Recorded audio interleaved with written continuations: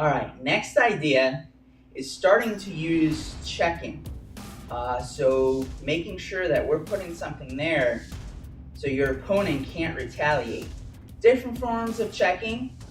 That's another video series that we're going to do a little bit later down the road. But what I want to talk about tonight is actually using your knees to check your opponent. So what we're going to do for this one, she's throwing a right straight punch to my nose. I'm stepping off and blocking. Okay, we talked about blocks before, making sure our fist is closed. Now let's touch on that just for a second. Two options. As an advanced belt, at the point of time of this technique, you have two options. You can either stop her motion with a block, or you can continue her motion with a parry. At this point in time, when I start teaching my students this particular technique, I like to really start teaching them parries.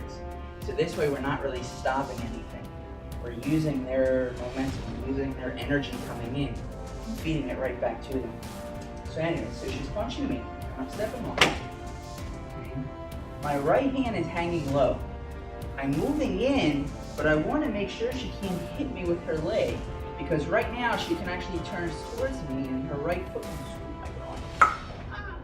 Okay.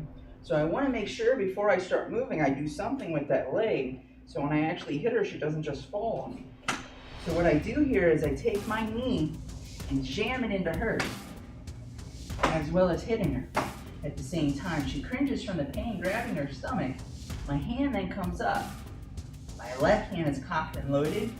Now I'm going to do what we call the Elvis move of actually moving back to where I was and switching my knees. This is the other hammer fist. That's why we call it thundering hammers. From here, I actually switch one more time. My right hand drops right to her neck. And then I can then get out from there. But I'm constantly checking her knee to make sure she can't move.